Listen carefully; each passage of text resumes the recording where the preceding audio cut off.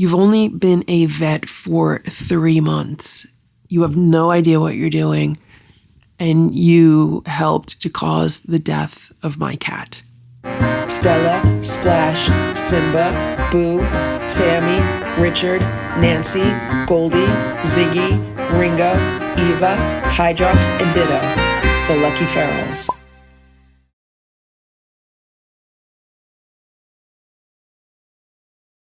It is 6:57 a.m. and here's Boo. Good morning, Boo. And I woke up a little while ago and I've been watching, pet loss videos while I'm trying to get back to sleep, and I can't get back to sleep. I think maybe I got 4 hours of sleep because I got like 2 hours of sleep and then I woke up in the middle of the night and Simba jumped on the bed. And then I think I eventually fell back asleep 2 hours later, and I think I got like another 2 hours of sleep. Hey, Boo. Good morning, Boo. And I'm feeling very unsettled and nauseous. Here's Simba. Good morning, Simba. And my mind is still trying to put together the pieces of the puzzle with regards to what went wrong with Stella. And where it stands right now, I'm blaming two things.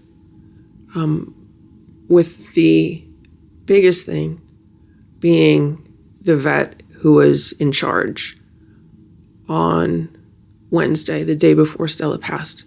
The vet that was in charge on the day that Stella started really declining. So what I did was I went online and I started looking through reviews of that emergency room. And I sorted for all of the worst reviews for that emergency room. And I did not think it was a coincidence that many of the worst reviews for that emergency room mention his name specifically. And the concerns that other people had with how he treated their pets was the same concern that I had, that he does not have enough experience. And one woman said she's a registered nurse for 15 years, and she called him a baby vet because he doesn't know what the hell he's doing, and he should not be practicing on animals. So I looked him up online, and I found out that he only has his veterinary degree since 2023. So we're talking less than 2 years. He should not be a vet in charge of an emergency room. He does not know what he's doing. And so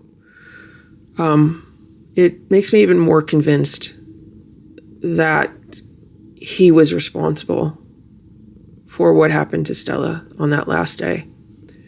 Also, yesterday, I came across an organization that helps people sue vets for negligence. And I am seriously considering getting a consultation with regards to that. But in order to do that, I have to get like the full records, the full vet records of what went on there, and potentially also what went on at the next animal hospital that Stella went to. Now, when Stella was transferred to the other animal hospital, and I got there, I said to them, do you want the paperwork from the other emergency room? And the receptionist was like, yeah, we could use that. So I went out to my car to get like the printout, because, when you're under stress, you're not thinking clearly. You're just, you're in kind of like a fog. So I brought the paperwork in, and she said that she was going to scan it and give me my copy back. So a few minutes later, I'm walking past reception, and she goes, oh, miss, I have your paperwork here. And then she tells me, this is just a receipt, a printout of what you paid for. And she says, I want you to know that they emailed me the vet records, so I have them here. And just as I was going to say, can you email them to me? Like at the same exact time, she goes, how about I email them to you? And I was like, okay, please do that. I gave her my email address. So I have a copy of the vet records in my email. I'm like very hesitant to look at them because I know it's going to, bring up all kinds of emotions. But that's what I need to do today, because you have to do it in a timely manner. Like if you're thinking about going after a vet for negligence, you have to do it in a timely manner.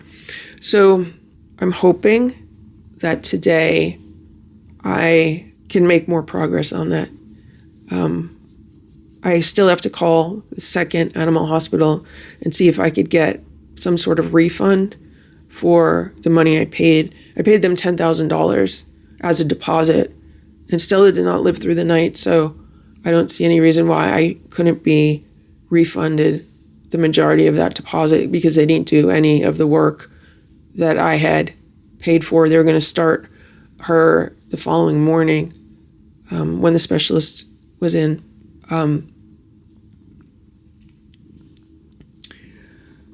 So that's where that stands. And the other thing that was a contributing factor to her death, I want to continue researching. Because if it ends up being true, then it's something that I definitely need to address on this channel. Put my voice out there and my information out there and my experience out there, this experience with Stella, so it doesn't happen to anyone else. And it doesn't happen to anyone else's cat, because it didn't need to happen at all. Right, Boo? And one of the only reasons it did happen is because of all of the lies and the misinformation online on so-called reputable websites with regards to cat care and cat diets and cat food and stuff like that. So I'm still looking into that, because I don't want to say definitively that's what it was, and it had nothing to do with the raw cat food that my cats eat. But before I make any solid claims regarding that, I need to do more research into it. I also need to get back into, my daily schedule, because I haven't worked all week. Today is Friday. Actually, I worked Monday, because that was the day that I noticed Stella wasn't her normal self, and I took her to the vet that evening. So I worked on Monday. I didn't get any work done on Tuesday. I didn't get any work done on Wednesday. Yesterday, I wrote Stella's story down. So, that is work. But, I have a day job. And I live in New Jersey. It's very expensive here. That's why I need to keep the day job. Many people are able to be full-time YouTubers, but the majority of them don't live in New Jersey. If I lived in a state with low property taxes, I would be able to maybe consider that. What I pay in property taxes in 1 month, many other states pay in the course of a year. Right, Boo? Right, Boo? And just in general, the cost of living around here is more expensive. So that's the situation. I have to balance my time between taking care of the cats, taking care of the house, making YouTube videos, and working. And I also think a contributing factor to Stella's passing was the amount of time that I was working last year. I worked more hours in 2024 than I think I ever have in 1 year. There were some weeks I was working 16-hour days. It was insane. So the cats were not getting as much playtime as they should have gotten. And I was not spending as much time with them as I should have. So I often wonder if that was a contributing factor. I feel like it is, and it was. But that I can't say for certain, because based on writing out Stella's story, I don't see that as a major contributing factor. Maybe if I wasn't working so much, I would have noticed other symptoms or changes with Stella, but that's only a maybe. Because when I was looking back at the videos yesterday, she looked fine up until some of the more recent videos, like from the past few weeks, where she did look like she was losing weight. But I knew she was losing weight because she wasn't eating as much food as she normally does. And back in September, when Boo was having his tooth problems, he was also losing weight because he wasn't eating, the food that he normally eats. He was on like a soft food diet for 2 weeks. And then, for a while after that, he ate okay. And then for 2 weeks later, he was super finicky like Stella was. And I did the same exact things with Stella as I did with him with regarding to get her to eat. But there was one difference. And that one difference is what I think caused Stella's eventual demise. And again, I don't want to say anything right now. Or actually, I will say it right now. The difference between what I did when I was trying to get Stella to eat and what I did when I was trying to get Boo to eat was that when I was trying to get Boo to eat, I didn't care about carbs. I said, I just need to get him to eat. I'm going to give him any kind of food. If he wants to eat a whole big bowl of Temptations, I'm just going to give him a bowl of Temptations. Temptations are super high in carbs for cats. Now with Stella, because she had this slightly elevated blood sugar, and again, it was only slightly elevated. It wasn't even like 300 or above. It wasn't like that. So I really regret focusing her on low carb. And when I was focusing her, I was trying to keep her between 5 and 10% carbs. So it wasn't even like zero. It was, let's keep her 5% to 10% carbs. I wanted to keep her 10% and below, which is what is advocated so many places. Talk to so many vets and they'll promote that. But I think what would have saved her life was carbs. Carbs would have saved my cat's life. And carbs are being demonized right now. All over the internet, anywhere you go, people are demonizing carbohydrates. And I have always been against demonizing carbohydrates. Humans are doing carnivore diets. I see that everywhere. Humans are not carnivores. Cats are carnivores.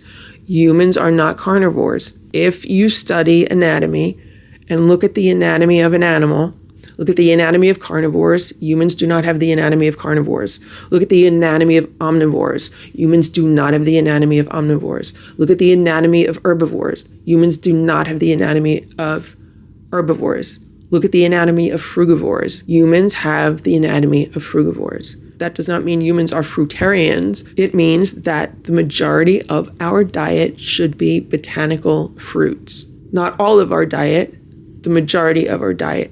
And a botanical fruit is anything that you could pick off of a plant or a tree that does not harm the plant or a tree. And that being said, frugivores do also eat leafy greens, and they do also eat roots and tubers, basically anything that you can harvest with your fingers. But obviously cats are anatomically different. They don't have fingers. Their mouth and their jaw is completely different. Their teeth are completely different.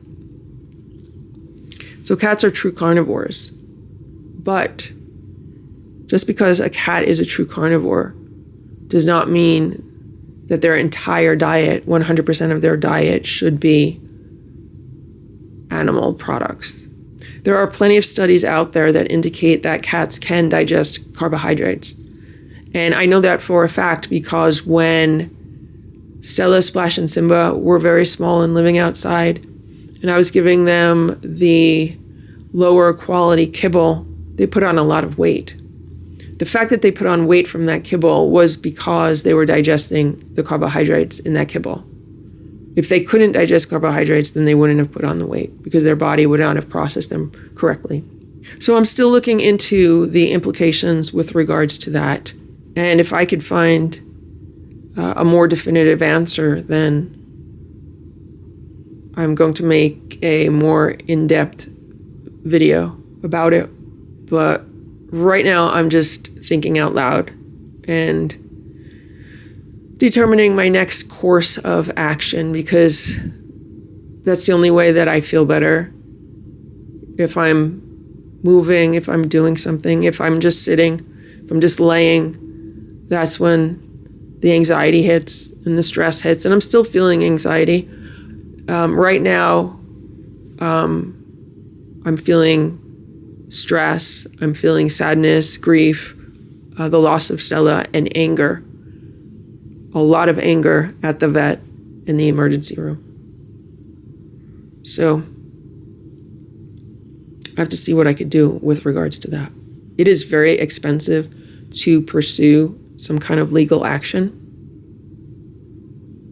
But if I can get refunded from the second animal hospital, I might end up researching lawyers that deal with animal issues and talking to them and seeing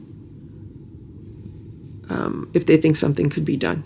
Here's Splash. He's hanging out on this cat tower. Hey, Splashy. He was crying a little while ago. I don't know if he was crying for Stella or he was just doing his thing where sometimes he likes to howl early in the morning. You okay, Splash? Want some pets? Can I have some pets? Yeah? Hello, Splashy. You're a good boy, Splash.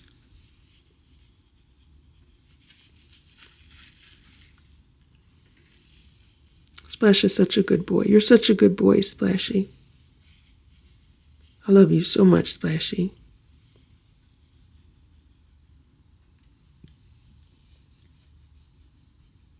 It is 8:38 a.m. Here's Simba. I just got out of the shower.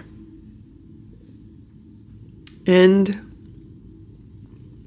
as I said that, I just got incredibly sad because this was Stella's, one of her favorite parts of the day.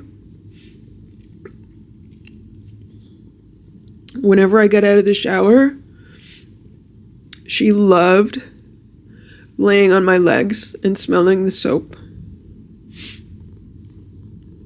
And if I didn't have time for her to do that, I would put my towels on the bed and she would lay on the towels instead of my legs. And she loved that. And now she's not here to do that anymore. That just hit me. What I was going to say when I turned the camera on is that I'm going to make every effort that I can to bring normalcy back into this house. You know, just kind of lift the mood, raise the vibe, and move forward. Because I have to do it for the cats and for myself. And something that I did not even think of at the time, and I really, really regret with regards to Stella being in the emergency room, is that I did not film anything.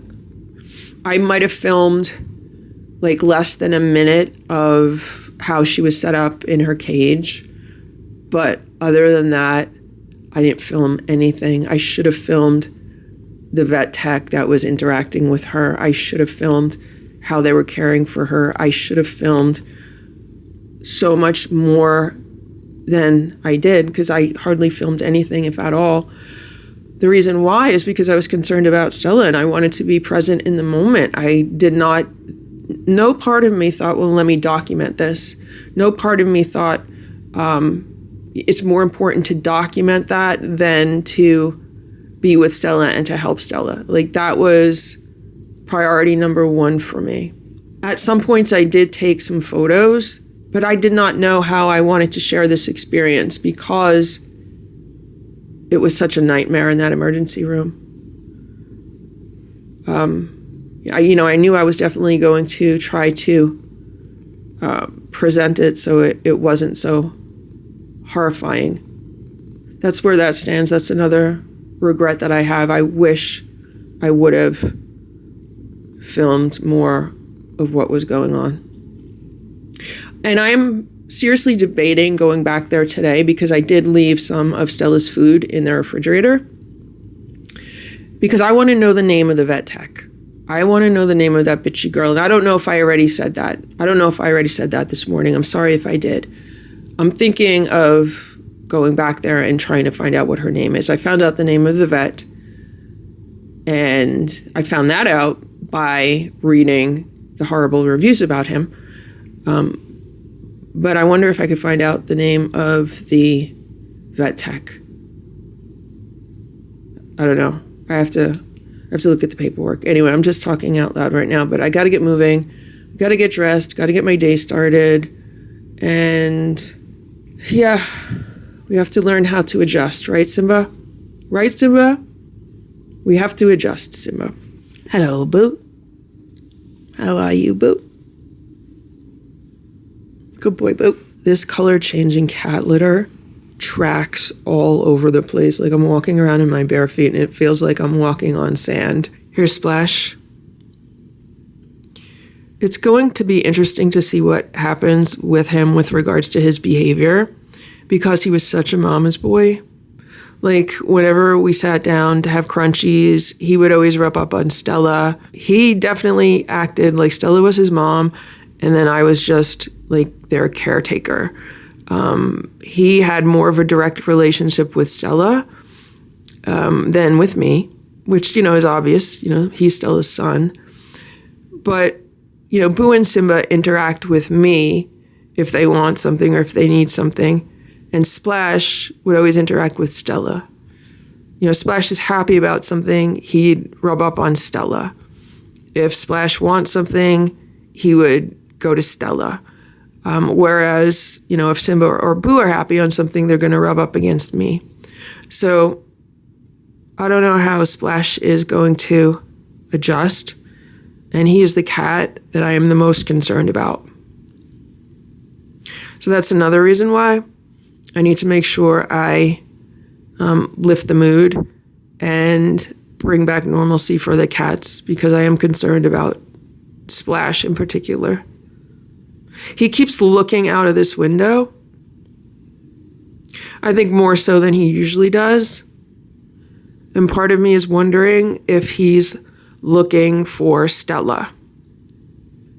Because he keeps looking toward the back of the yard. And that's where they always arrived from. When they first came into the yard, that's where they came in from. The back of the yard. Stella and her babies. And Boo. And sometimes I wonder if he's looking for her. It is 9 a.m. Here's Boo. I'm getting dressed. I'm getting ready for my day. And as I'm doing this, I'm listening to advice with regards to, do I want to proceed with any kind of malpractice or negligence litigation with regards to Stella's care on the day that she declined. So I just looked into the vet and his license. He's only had a vet license for 18 months. He's been a licensed vet for 18 months. How can someone who's only been a licensed vet for 18 months be running an emergency room? I don't understand how that's even a possibility. Someone who's only had a vet license for 18 months has little to no real-world experience. I mean, they think they do, but as someone who has hired employees, not with regards to, veterinarian businesses or anything like that. I've hired employees for lots of small businesses. I can tell you that someone who only has 18 months experience knows nothing. And I can tell you that just because someone graduated from a certain school with a certain degree does not mean that they're knowledgeable in the real world. And now I'm not saying a veterinarian degree is not worth anything, and I'm not saying that getting a veterinarian degree means you know nothing. You obviously are trained. But you definitely don't have enough real world experience when you've only had your vet license for 18 months, less than 2 years, and you're running an emergency room. That is the most ridiculous thing I've ever heard. There honestly should be some kind of requirement with regards to that. And that would completely explain why this guy was on the phone with some more experienced vet trying to find out what he needed to do. I'm so pissed off right now. Like, I'm so angry, but maybe that's good. Maybe that's good that I'm more angry than sad right now. Maybe that's good that I'm more angry than anxious right now, because I want to use this anger and I want to channel it in a positive direction. And I'm seriously thinking about pursuing this, just getting an opinion on whether someone thinks that I do have a valid case, because that would be the first thing to do. The first thing to do would be to gather all of my documents, all of my information, gather my testimony, which I wrote yesterday, just adjust it for, submitting to a lawyer, because, it wouldn't be a video script, it would be a testimony, and then seeing what an expert says. And if an expert thinks that I have a case, then it might be something to move forward with. And if they don't think there's a case, then I just wouldn't proceed with anything. So I have to see. I also just came across a law firm that handles animal-related cases and specializes in that. It's something I have to consider. And if I was going to do something like that, they say you have to do it quickly. So I'm definitely going to consider it. There's a cross in the woods. So I'm sitting here petting Boo, and I'm looking out the window, and there's a cross in the woods. Do you see that cross? Never in my life have I seen a cross in the woods before. It's almost 9:30. Here's Splash.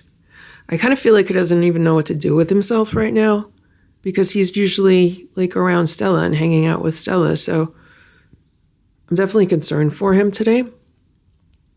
And I'm still getting ready for my day. And I just made a list of the things that I need to get done as far as documentation and reports and stuff like that. So I'm really starting to wonder if the experience that I had on the board of directors last year, even though it was such a horrible and time-consuming experience, I'm actually starting to wonder if it was like preparation for this, for trying to put a malpractice or negligence suit together against this vet. Because one of the things that I had to do, one of the last things that I had to do for that board was compile reports and documents and information, over 600 pieces to be exact, that were going to be submitted to a law firm, because it got to the point where it did proceed to litigation. And thankfully I was able to get out before it really got heavily involved with that. But I had to do all of the legwork. I had to build the foundation. I had to secure all the documents. I had to put a large library of documents together, and I had to present it to the lawyers. And I had to create like a timeline and a report. And it was really funny because I submitted the report, and we were on a conference call with the lawyer, and he asked me what I did for a living, because he was reading the report and he was very impressed by it because it was very thorough and professional. And he actually thought that I worked somewhere in the field of law. And I told him I didn't, and that I work in an industry where you always have to watch your back, because there are a lot of unethical characters. Let's just put it that way. I don't want to go into too much detail. And that, I've learned over the years that you always have to document everything and compile evidence, even if you don't think anything is, potentially wrong, because you never know what's going to happen down the road. So that's what I'm wondering. I'm wondering if that might have been preparation for this, because I feel like, oh, here we go again. This is exactly what I ended up doing last year, except this time on a much smaller level, because it's only, one vet, and it's not a large organization. I'm not representing a large organization. I'm just representing like myself and a cat and what happened to Stella. But the similarities are so striking, and it's kind of eerie. It is time to brush the cats because they have not been brushed in days, right, Boo? And we have to get back to our normal routine. So I let myself have some time to be sad this morning, and then it has progressed to anger and I don't know, like administrative duties, trying to put all this pieces together and documentation. And now I have to flip a switch and we are going back into everyday mode, right? And I'm going to be in everyday mode for the next hour or so we could retain normalcy and keep the cats healthy. Right, Simba? Here's Simba. Simba's getting brushed. How you doing, Simba? Simba's been spending a lot more time with me the past few days. Obviously because he's not spending it with Stella. Hello, Simba. Hello, Simba. So we are going to be working on more playtime for Simba, more exercise for Simba. Right, Simba? Here's Splash. He's letting me brush him. Look at this. When Stella was here, he never really let me brush him like this.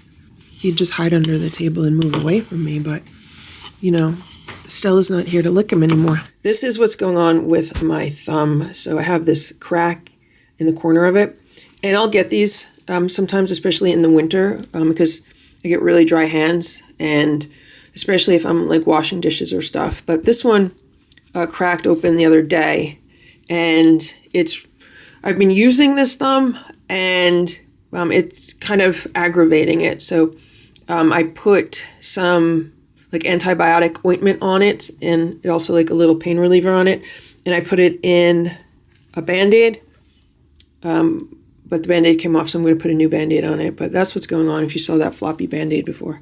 It's about 9:45 a.m. and I'm playing with the cats, and we're playing with this toy on this box. And at one point, it literally felt like Stella was sauntering in from the hallway like she used to do and sitting here to play with us. I swear to God, it felt like that. Now that could just be my imagination because that's what I'm so used to, but it was really strange. It was a strange experience.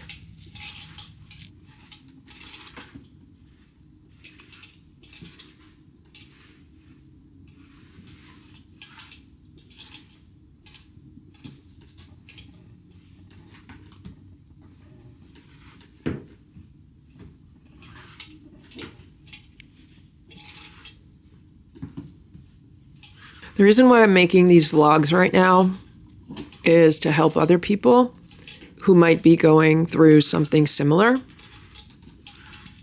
who might be going through the loss of a pet, because I know I've been watching videos about pet loss, so I'm hoping these are helpful for someone. Also, I do want to document how the cats are responding and how the cats are acting and, you know, what they're doing. It's an immense change. And we just need to move forward and we need to adjust. And we need to process all of our various emotions, but yet also take care of ourselves, our pets, and everything that needs to get done in our day-to-day lives. I took a day yesterday, a full day, where I said, okay, I need to just process everything. And the way I did that was writing everything down. And since I wrote stuff down, I now remember a few other things that I need to add to that story. And that's why I want to go through it again today.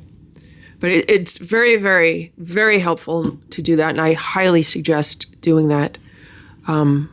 Write down everything that you can remember about your experience with regards to the loss, everything leading up to it, anything that could have been a contributing factor, any, just anything you want, anything that's unsettling in your mind about it, anything that your mind keeps thinking about over and over and over again, anything that you keep saying what if about, like what if, write it all down. And as you do that, it really helps to release it and process it and clarify it. Right, Simba? Right, Simba?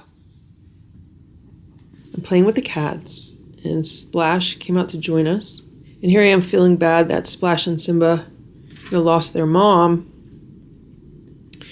And Boo's like, what am I, chopped liver? I'm their dad. So he's like, they still have their dad. And how many cats? How many cats can say that?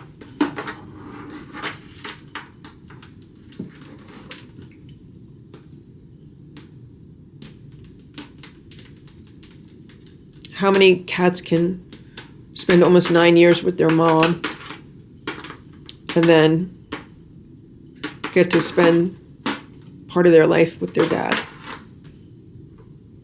Not many.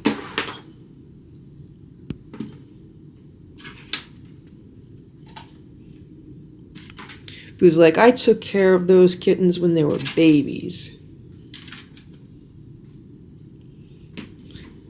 Maybe Boo's going to become like a Mr. Mom. Boo's always been very much the father figure for them, like, the authoritarian role. Stella was like the mom figure. And it's funny how they really had like more traditional, male and female roles with regards to Splash and Simba. But now that Stella's no longer here, maybe Boo's going to soften up toward them a little bit. I mean, maybe not, but I don't know. It'll be interesting to see.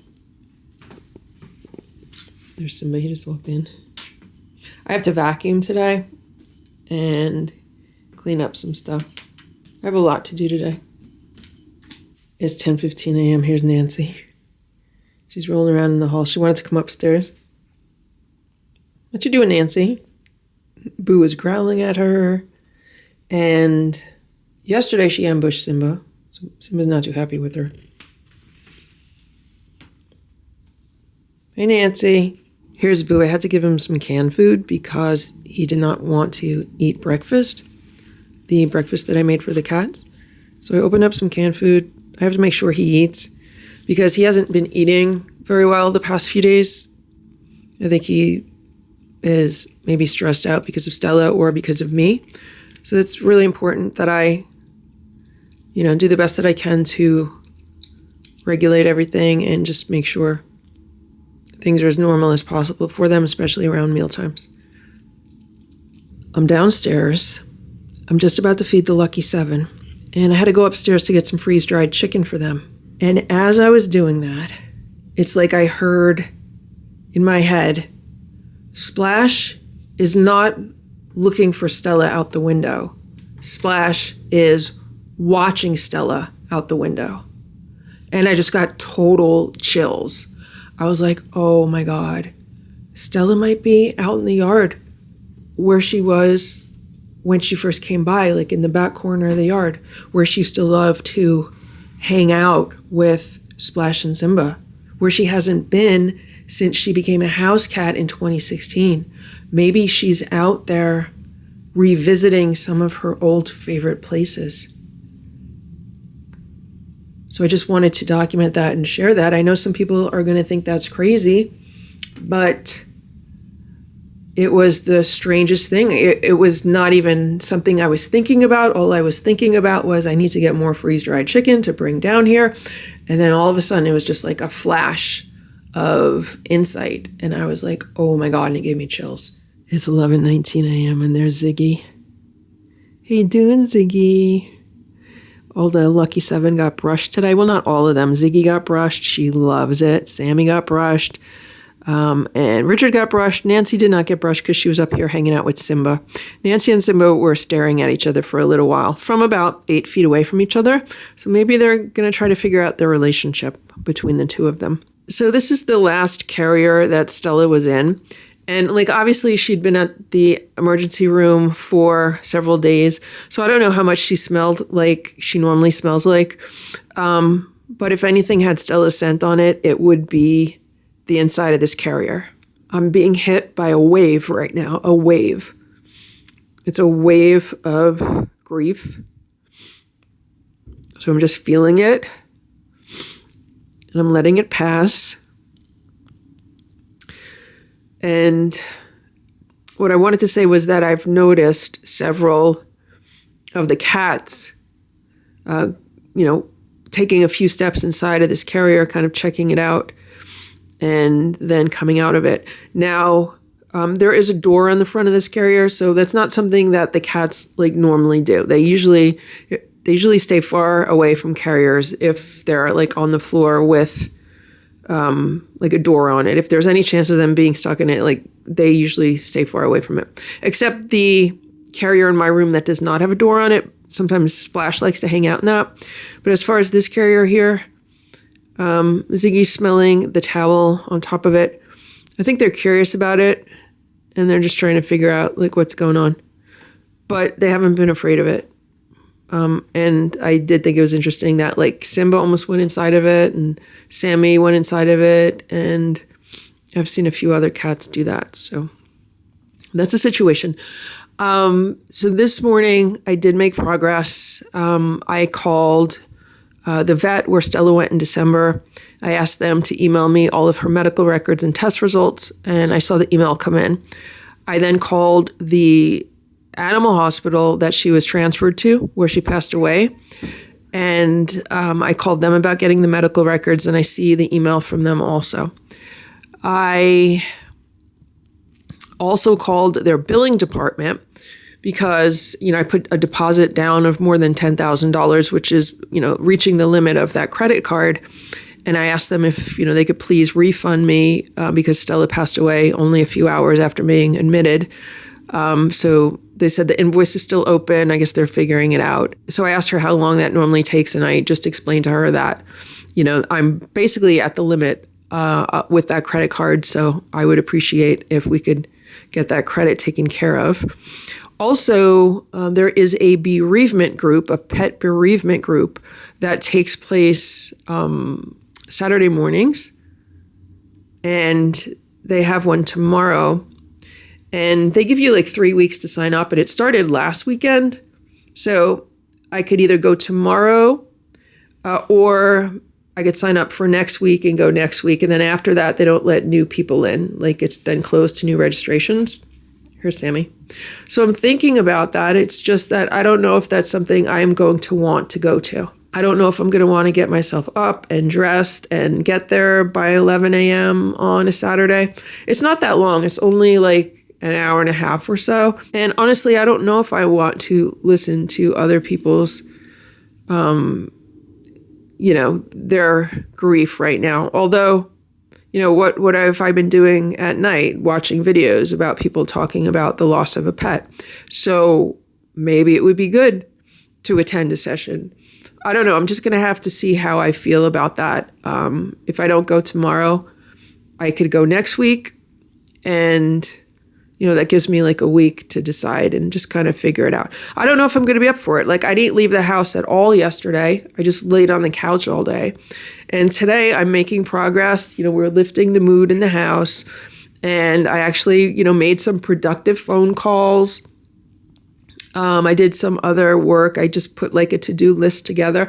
I still haven't done any of my work yet. I have to get to that. But so far, I'm just trying to take care of other things that hadn't get done and see, if I want to move forward with any kind of legal action, I need to compile all of that information sooner rather than later. The issue that I'm having is that I'm having a hard time getting myself to open up these medical documents and actually read them and review them. That I'm having a very hard time with. It's giving me massive anxiety just thinking about it because I just don't want to face it. And I'm having another wave. Another wave is coming through. So I need to deep breathe.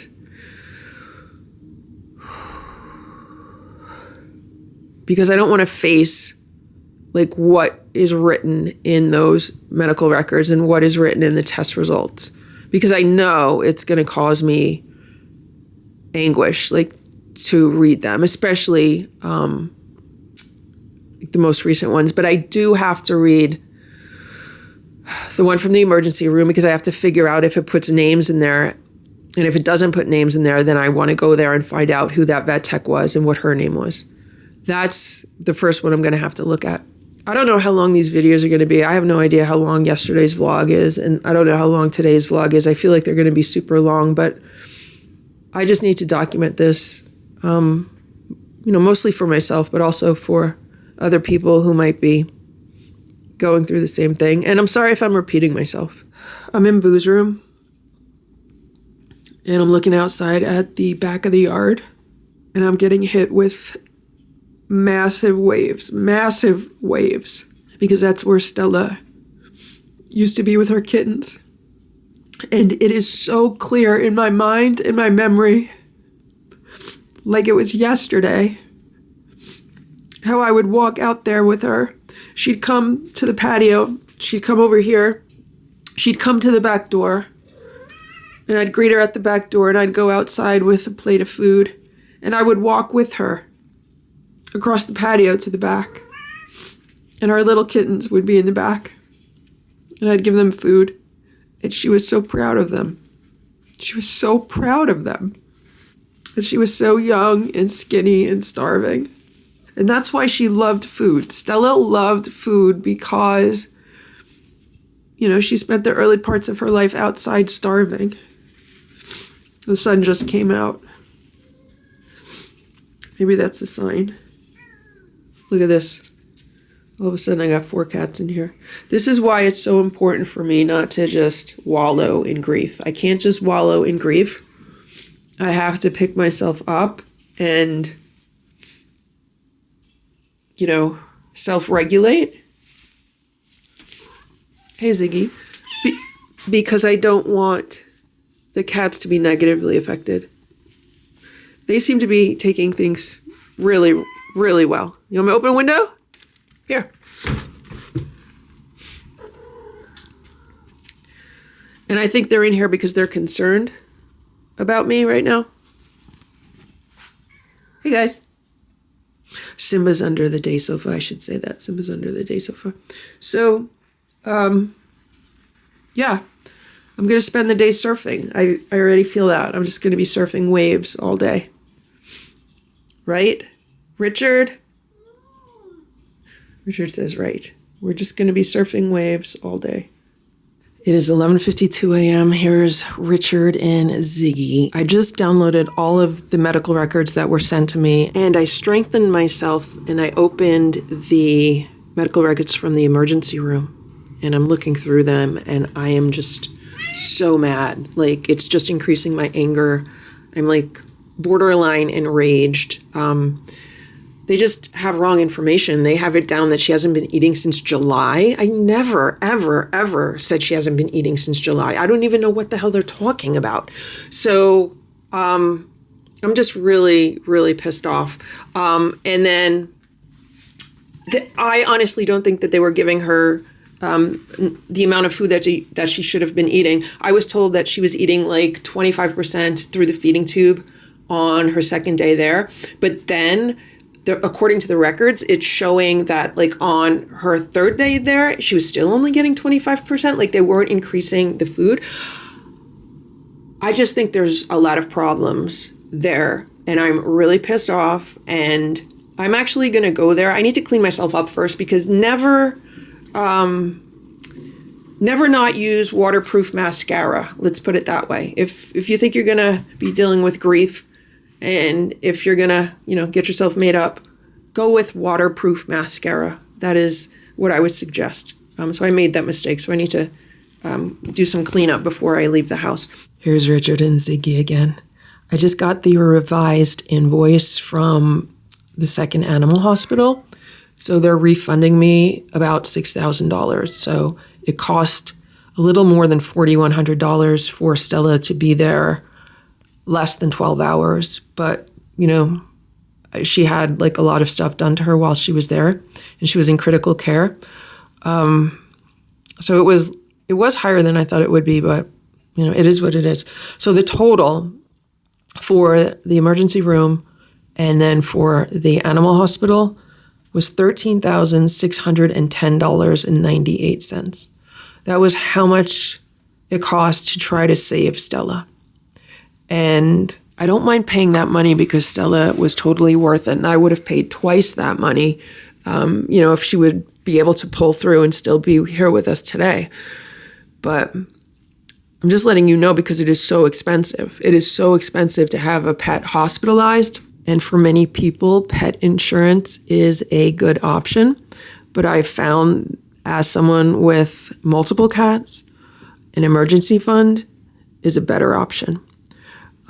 So I'm very thankful that ever since I started this YouTube channel, I've been putting money aside for the cats. So that was in 2016. And I've been putting aside money every single month since then, just in case something like this should happen, where I would have an astronomical vet bill that needs to be taken care of. So this is going to obviously be a giant chunk of the emergency fund, but it gives me a really good idea of the current costs of an emergency. And I'm sharing this with you so that if you have a pet and you have some kind of emergency where they require inpatient hospital treatment for several days, you have an idea of how much that will cost. So, it's definitely something you want to think about with regards to getting pet insurance. If you only have like one or two pets, that potentially could be a good option. But I've found that if you do the math, when you have multiple pets, sometimes it's a better option to just kind of create your own insurance by starting an emergency fund and using an emergency fund. So it's definitely something you have to think about, and it's definitely something that I have to really focus on replenishing so that, God forbid, something happens to another cat, it won't be a financial catastrophe. The other thing that I want to mention is the importance of having a credit card available with a line of credit on it. I know some people, don't like to use credit cards at all, but the reason why I do have credit cards is for situations like this, for emergencies that come up where, if I take a cat to the vet and they're like, well, we need to put a deposit down for $9,000, I could just put it on the credit card because I don't have balances on the credit cards. I just keep them open for emergencies, and I could use it that way. And the first emergency room maxed out, the credit card that I usually use for the cats, because I only use like one special credit card just for their expenses, and I pay it off immediately. So since the first emergency room maxed out that credit card, I had to put the second animal hospital on another credit card, which maxed that one out also, because I had to put it was like $10,230, and I only have like an $11,000 limit on that card. So that's why I called them earlier and I said, I'm really near the limit on that card. Can you please issue the refund sooner rather than later? So thankfully, they did issue the refund. So that'll come down by $6,000 on that credit card, and it'll give me some more room. Not that I'm going to need to use it right away. Hopefully I don't have to use it right away. But that's the reason why I do like to keep credit cards open. Some people say close all your credit cards, only use debit cards. I would never feel comfortable with that. I definitely think credit cards serve a purpose. I don't think they're all bad. I think they can be misused, but I think when used properly, they can be very beneficial. Here's Nancy and Richard. Is he gonna jump? I just realized it is now 12:05, and all I've eaten today is 2 small oranges and a cup of apple cider. And I'm not hungry at all. But if I'm gonna leave the house and I need to go run an errand and go back to the emergency room, I definitely need to eat something before I go. So I'm gonna have to force feed myself. Maybe I'll have some pasta, or I just need something light. I'm making some avocado toast. I'm hoping this will be pretty easy to digest. Yesterday I had some guacamole on crackers and I was able to eat it, so I'm hoping this agrees with me. Here's Ziggy. Hey Ziggy. How are you? She's been meowing at me. Hey Ziggy. The other thing I wanted to talk about is I am like so mad right now. I'm in a wave of anger. I'm like so pissed off, and I'm pissed off at the cat food industry and so-called cat food experts and cat experts in general, and online influencers, let's put it that way, and websites about cat care. Like, I am so pissed off about it, and I don't even know what to say. Like, I can't even express it in words. That's how mad I am right now. And I just feel like we're being lied to. We are totally being lied to.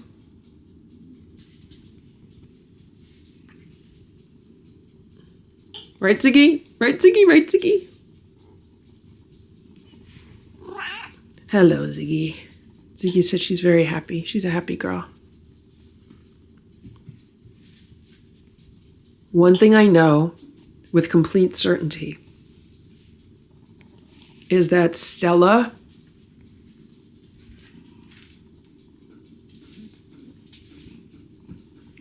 I'm waiting for another wave to pass. Stella was extremely happy here.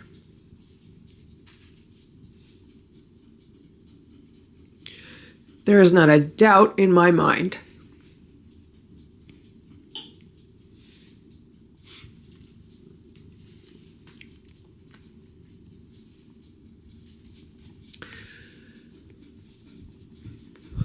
And what Stella would want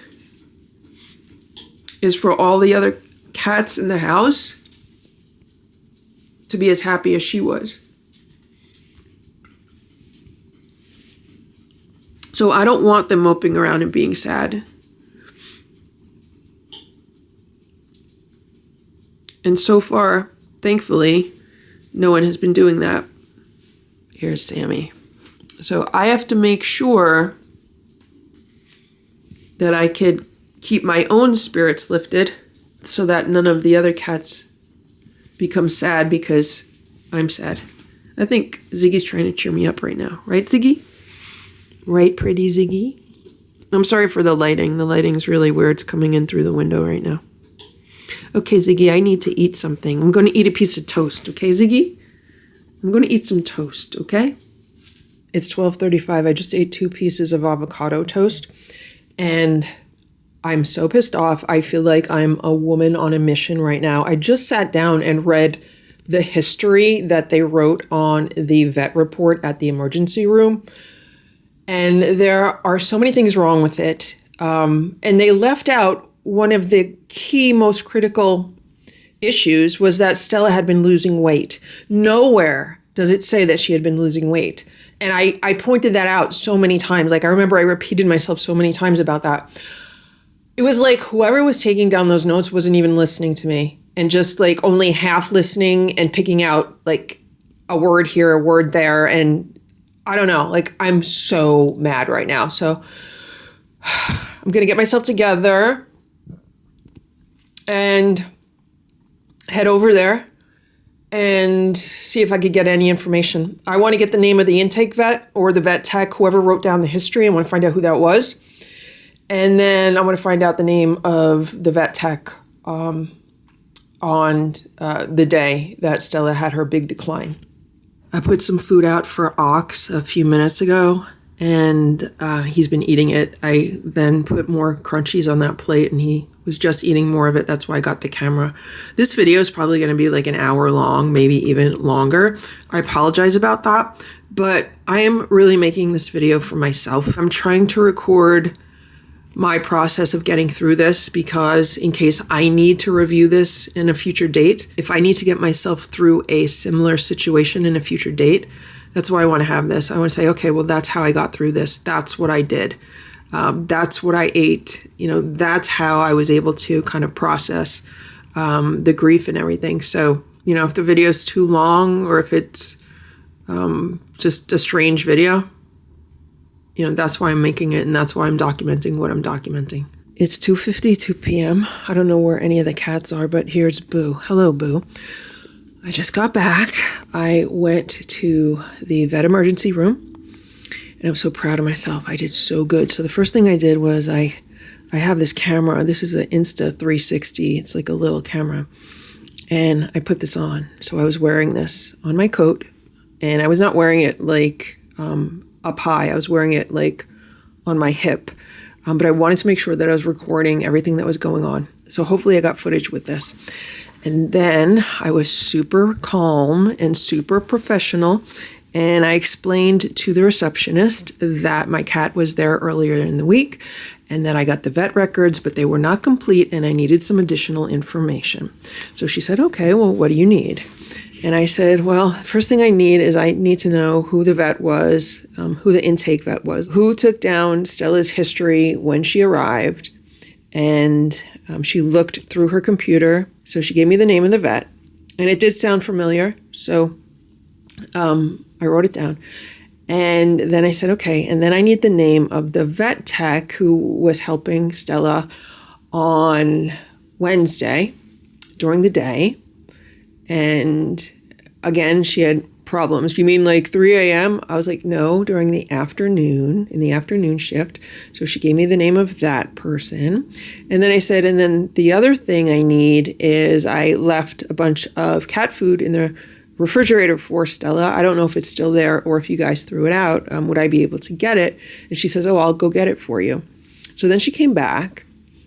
And then I said, would I be able to get a printout of all of the records, including the names, like what you just told me? So she's looking at her computer, and then she says, I can't give you a printout, but if you come around here, you could like take photos of the screen. And I was thinking to myself, okay, how unprofessional is this? So that's what I did. I went around, and then I took photos of the screen. So I have photos of all the screens, and it has like everything that was done to Stella and who did it. And then after that, I just had another question for her. She answered a phone call. She was, talking to somebody. And then I said, one more thing. Can you please let me know how much blood is drawn when you guys do a blood test? And she goes, like a full blood test? And I said, yeah. She goes, 3 milliliters. And I said, okay. And she goes, but, if we're just doing glucose, it's less than that. And I said, no, when they were doing Stella's blood and I held up my fingers and I was like, it was like that much blood they were taking each time. And she goes, oh, that would have been like 3 milliliters. And I said, yeah, well, that's a lot of blood. That definitely adds up. And I said, it's very concerning because when Stella was transferred out of here. Now, this is where I said too much because as I was finding out more information, I was getting upset. And when she told me 3 milliliters, I was really pissed off, like really pissed off. So I was like, well, Stella was here and she was transferred to the other animal hospital. And when she got there, they told me that she had no blood in her. And when I was here, I was watching them take all these 3 milliliter vials out of her. And I was thinking to myself, my God, she's not going to have any blood left. And at which point, I know I said too much, and the receptionist should have been very professional. And she should have just said something like, oh, I'm sorry to hear that, or something like that. Just something non-committal and professional, something like that. But instead, I forget what it was. She goes, I definitely trust all of the doctors here, and I trust the care that they give. And I was like, okay, thank you. And I said, what's your name? So then I got her name. And then I left, and then I went to the supermarket, and I bought juice. I bought more juice. I bought another half gallon of apple cider, and then I bought some fruit punch, and I have food here. I'm still not hungry, not hungry, no appetite. I am thirsty. I need to drink something. I'm just really happy that I was able to get the missing information that I needed. So now all I need to do is compile all the information in a professional manner, compile my testimony, put a report together, put another report together of the discrepancies that I noticed in the medical records, provide any photos or videos as evidence that I can. And then basically I am going to submit it for a review to see if it would be a strong enough case to actually proceed. It might not be. Maybe people are going to say, well, they followed all of the protocols and there's no problem. I don't know. I have to, just do things that need to be done and take it one step at a time and see if a case can be brought against this organization or the vets to compensate for the money that I paid, the emotional distress, and, anything else that is involved. Stella's not just a house cat. She's not just a pet. She is a feline influencer, if you will. Thousands of people watch her on a daily basis. 44 million people have watched Stella's videos since the channel began. So that's a lot of people. And this is a loss that doesn't just affect me, but it affects many other people. So this is not just a typical house cat we're dealing with. We are dealing with something much larger and greater than that. Right, Boo? Right, Boo? Boo says he doesn't like talking about it or thinking about it. Okay, Boo. All right. I'm documenting it for myself, Boo, okay? It is 3:03 p.m. and I'm vacuuming. And I'm vacuuming the floor in the kitchen. And I saw this. This is Stella's. This is where Stella used to lay, like every day. Every afternoon, this is where Stella would be. And this is difficult. I mean, 5-10 minutes ago, I was completely fine. And now this is just so difficult. Look what I found on the floor around this little bed. Look. It looks like this is Stella's fur, some of her fur. There's like a little claw up there. And I know this is going to sound strange, but I'm actually going to put this in like a little baggie and keep it. I just realized that it's actually like a litter box from the Dollar Tree, but Stella liked to use it as a bed. I just realized it has Stella's scent all over it, so I'm going to keep it, obviously. I'm not throwing it out, but I'm not cleaning it. I'm just going to figure out some place to put this. I just showed it to Boo. There's Splash. And there's this little bed. And there's Splash. Maybe it'll bring him some comfort. It is 3:33 p.m. and I am vacuuming downstairs. And it's easier for me to vacuum down here than it is to vacuum upstairs. Vacuuming upstairs was just so painful because everything was reminding me of Stella. In Boo's room, Stella spent quite a bit of time there recently when I was trying to isolate her so no one else would eat her food. So areas in Boo's room remind me of her, and of course the living room reminds me of her, the bedroom, the areas in the bedroom, and just vacuuming in general reminds me of her because I would always be like, Stella, you going to help me? Going to help me clean up, Stella? And she was always nosy. Stella was always a nosy cat. She always wanted to know what was going on. So she was like to watch. She'd like watch if I'm vacuuming or doing something. She loved watching and, seeing what's going on. And like, I'm definitely feeling the loss with regards to that. It is 3:46 p.m. and I just vacuumed the whole house. And I put some fresh water outside for Ox. I don't know if he's out there or who's out there, but that's Ringo and Nancy looking outside. And vacuuming was tough. Look what's going on. All the cats are coming in again. There's Sammy and Richard. Simba's under the day sofa. And there's Ringo. When Ditto passed in March of 2022, that was a really difficult time because I had spent like 5 months nursing him and trying everything that I could to kind of slow down the progression of his cancer or even better, try to reverse it. But it was just too fast moving. And there's not enough information out there about possible ways to do that because nobody's trying to do that. And that's the problem that we have with cats. With regards to many conditions, no one's trying to actually heal them because many people, many vets, just see cats as disposable. So I was, in a funk for a few weeks after Ditto passed.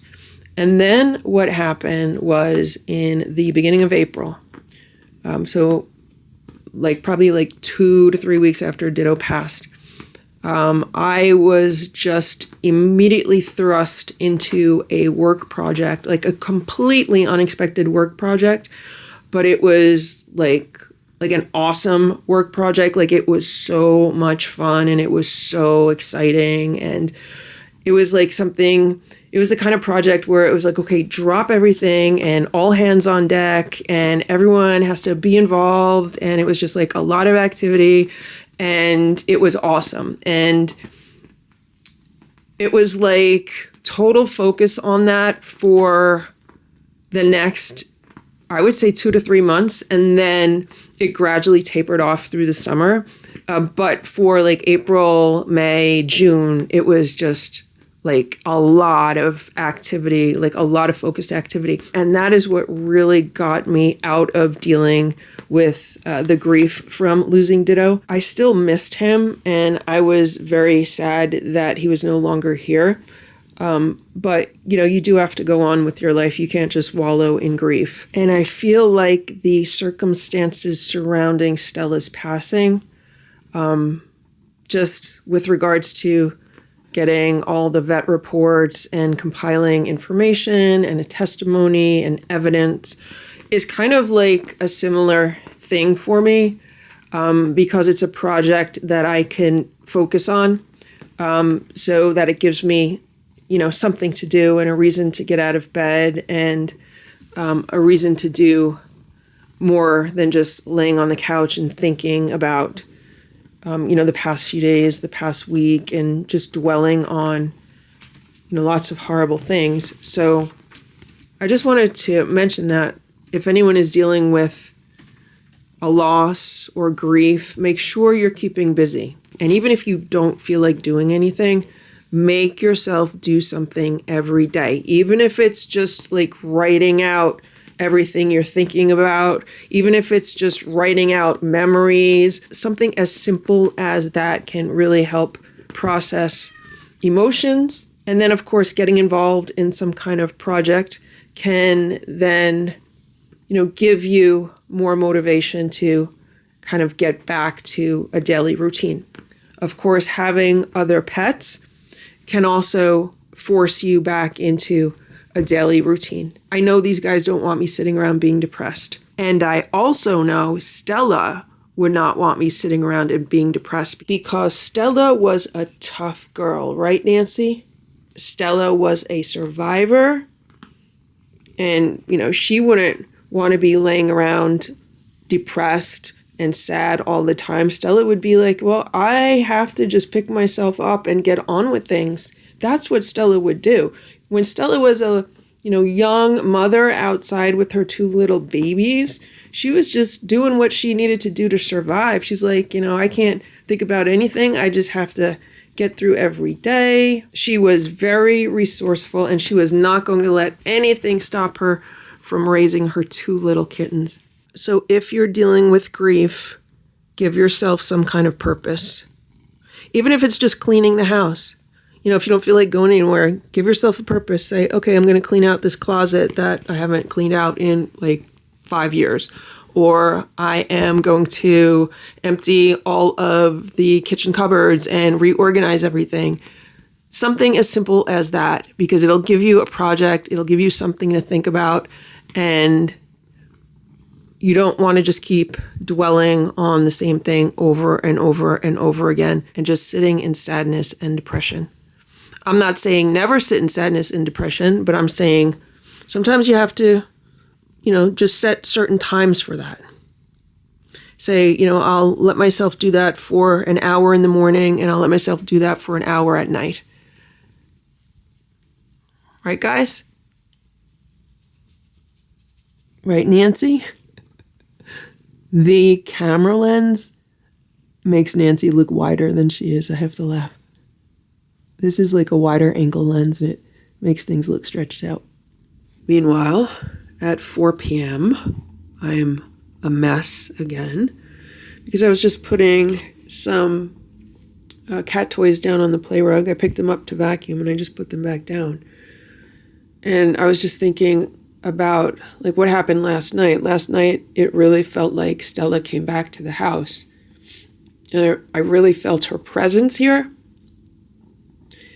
And it felt like she was telling me how much she loved it here and how happy she was living here. So, of course, when I was putting all of this back on the play rug, I was thinking about that again. And how all of a sudden today, it started last night, but today, it feels like Stella is back in this house. Like I feel her presence again. For a while, I didn't feel it at all. For a while, it was like totally empty. But now I'm feeling her presence back in this house again. And it's making me sad because I want to be able to pet her and hug her and brush her and play with her. But I can't do that. But this house totally feels like Stella right now. Even the days that she was in the emergency room and the animal hospital, it felt empty and it felt quiet. And it did not feel like she was here. It felt like she was gone. But it started last night. And it's even more so today. It definitely feels like she's here today. I feel like maybe she came to pay a visit last night. And then she went out. Maybe, she's walking around the yard, like all the places she used to like to go. Because, she didn't just stay in my yard. She used to like walk around the neighborhood. Maybe the woods. Maybe that's what Splash was looking at. And maybe now she's settling back in. She's like, this is where I want to be. I went out. I saw what's going on outside, but this is where I want to be. It is 4:24 p.m. and I'm forcing myself to eat this bowl of lentil pasta. I made it really plain, just with some butter and some Parmesan cheese, because I still can't stomach like a lot of flavor. So I am going to eat this because all I had today was the avocado toast earlier. It's 4:30 p.m. I was just eating my pasta, and I was reading an article about grief and the different stages of grief, and it's all bullshit. Like, what happens to one person does not happen to another person. Like, everyone goes through it differently. But all these people want you to think that it's like all the same, and everyone goes through the same thing. Yeah, everyone does go through the same thing with regards to grief in general. But the way people process it and get through it is unique to each individual. I don't care what anybody says. There is no cookie cutter template for it. Everyone has had different experiences and different situations, and it's different for everyone. And then I got to thinking how when I met Stella back in 2016, she completely changed my life. I was a totally different person after I got to know her. Not when I first met her, but after I got to know her and after I got involved with her. After we formed a relationship, after Stella and I became friends, she completely changed my life. And now that I've said goodbye to her, she's completely changed my life again. I am a completely different person than I was a week ago. Completely different in so many ways. I can't even tell you how many ways I'm completely different. Like, I feel like blinders have been taken off with regards to so many things. I feel like I could see more clearly with regards to so many things. I feel like I was kind of in a fog for the past few weeks. But now, all of a sudden, everything is like sharp and clear again. And I'm understanding things that I never even thought about before. And I've just been thrust in like a completely different direction with regards to so many different things relating to the cats. And so many different things relating to vets and experiences with vets. Like, it's mind-blowing if I think about it, but I have to be grateful to Stella for that. what the past few days has done to me is like completely changed my course, completely changed my thinking about so many things, opened my mind to so many different possibilities. So I have to thank Stella for that. It is 5 p.m. Here's Nancy. Here's Richard. What are you doing, Richard? Ringo's on top of the cat tower. I just got back. I had to run to the post office. And, like, I feel like all I want to do tomorrow is lay on the couch and then work on Stella information, getting to the bottom of all these medical reports, writing a report about the discrepancies and the issues, and just trying to get this package of material ready so I can submit it for review and see if there's any kind of case here or not. So I think that's what I'd like to do. I don't think I'm going to go to that bereavement group in the morning. Also, tomorrow, toward the evening, it's supposed to start snowing. We're supposed to get 3 to 5 inches of snow overnight.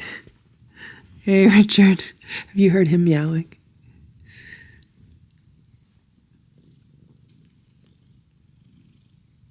Richard's a mama's boy, like Splash is a mama's boy.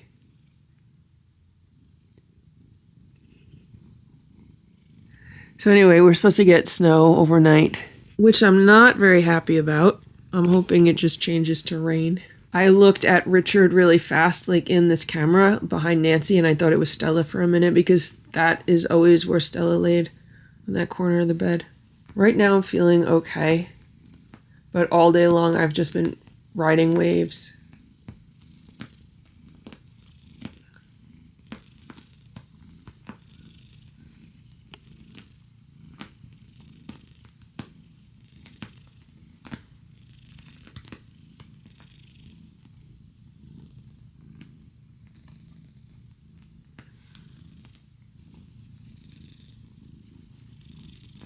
These are two little love bugs. Two little love bugs. Nancy is like a split personality. Like, she's so nice and sweet, and then other times she just becomes like a terror.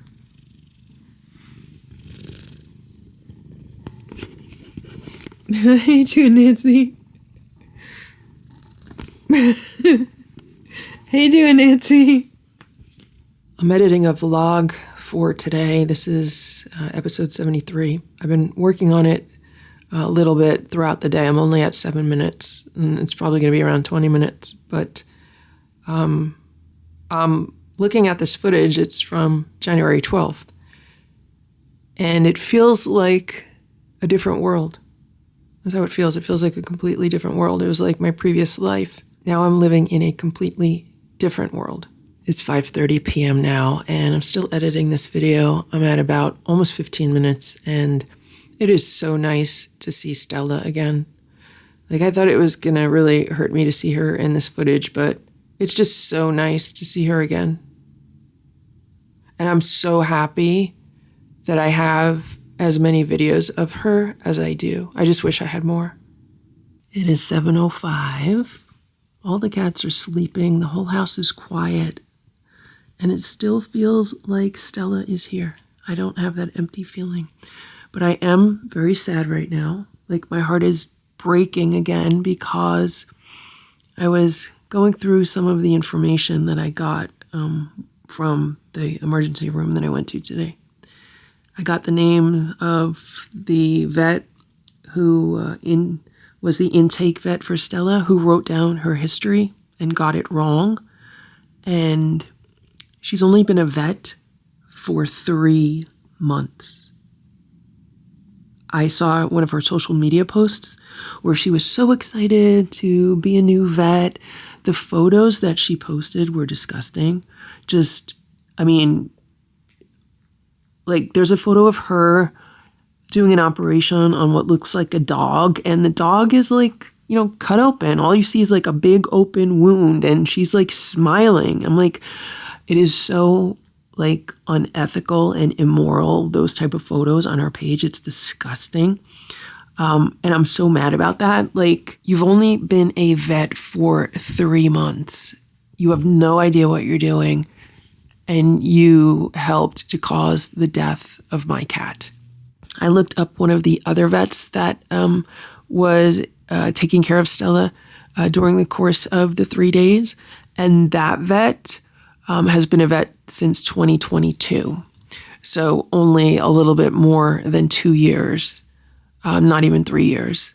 I will never, ever use that company again. If you have an open concept vet emergency room near you, that's not the name of the company, that's what it is. If you have an open concept vet emergency room near you, never go there. Never, ever, ever use them. They are completely incompetent and negligent. Right, guys? So I just posted a vlog video, and it wasn't difficult. I actually enjoyed editing it. What is difficult is going through comments right now and just like reading some things that people are posting. And the reason why is because nobody knows yet. And it's going to be a very difficult thing to announce. And I'm still trying to figure out how I want to do it. Like, I know what I want to say. I wrote it out yesterday. I want to tell Stella's entire story. I'm just working on, like, what do I do for the visuals for it? It's really difficult because Stella's in the videos, and then when I get comments about Stella in the videos, you know, I don't want to say anything yet. It is 7:56 p.m., and I just fed the OG4.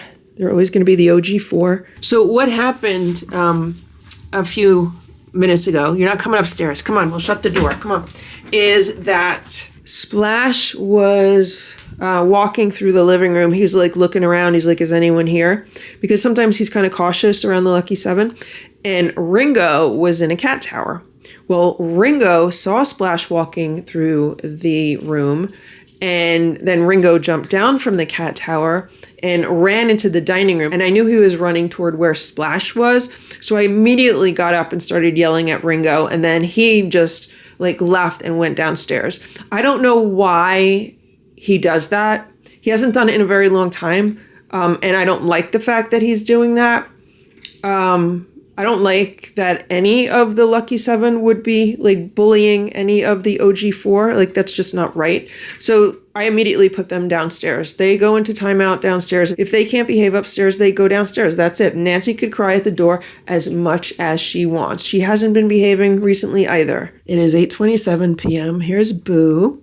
And there's Splash in the back looking out the window. And I'm actually thinking of going back to the vet emergency room to gather more information and evidence. Because like what they have there, like when you walk in on the front desk, they have all the business cards of all of the vets that are working there. Now I only picked up like 3 business cards earlier, and I am, just verifying that these are very inexperienced vets. And what I would like to do is go back and get all of the business cards, right, Boo?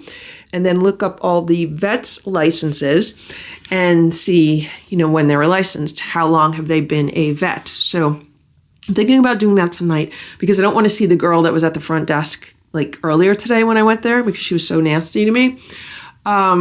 So I'm figuring like if she got off her shift, let's say 7:30, 8 p.m., then it should be a different person there. And maybe because it's at night now, they'll be a little bit busier because they were really not busy in the afternoon. And then maybe I could just like walk in, get the business cards, except, I need to figure out like, what do I say? Like if they say, hey, can I help you? And I'll be like, oh, I'm just here to gather some information. I mean, that's not lying, so. It's 9:25 p.m. I just got back. I ran to the vet emergency room, walked in and grabbed one of every business card that was on the counter. And I confirmed with the girl working there that, yes, these are business cards for every single vet that works there.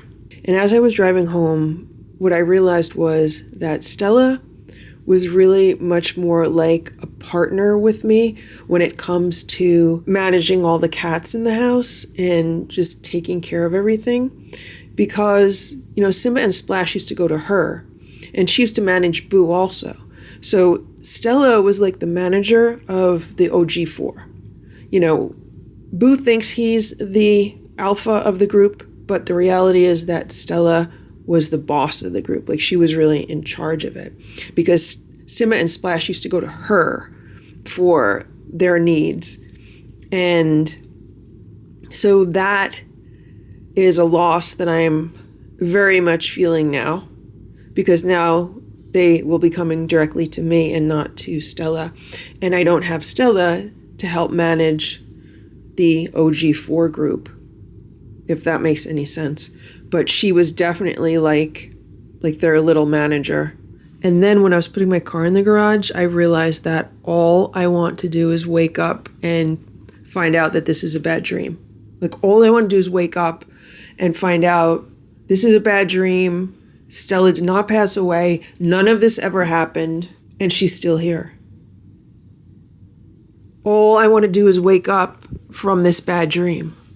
I just went through all of the business cards and looked up all of the veterinary licenses. And here's what we have. So they have 12 vets working at this emergency room. 3 of the vets have less than 1 year of experience because they got their veterinary license less than a year ago. That's 25% of the vets.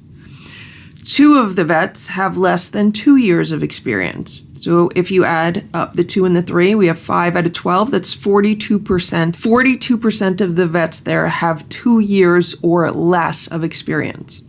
3 of the vets had less than 3 years of experience. So now we have 67% of the vets at this vet emergency room have 3 years of experience or less. 1 of the vets had less than 4 years of experience, and 1 of the vets had less than 5 years of experience. So that means 10 out of the 12 vets had 5 years or less of experience, 83% of them. If I knew this, I would never have taken Stella there at all. Like, this is scary. This is so scary. These people have no experience. This is why they have no clue what they are doing. 1 vet had 9 years of experience and 1 vet had 17 years of experience. And it is the vet that had 17 years of experience that talked to me on the second night that Stella was in the emergency room. This is the vet that told me Stella was stable, her levels were good, she was on the feeding tube, everything's moving in the right direction. She's the one with 17 years of experience. All the other ones were completely useless. This is not how an emergency room should be run at all. Thank you for watching this Lucky Ferals video. If you enjoyed it, please give it a thumbs up. Please subscribe if you'd like me to post more videos, and please make sure to check out these other videos that were selected especially for you.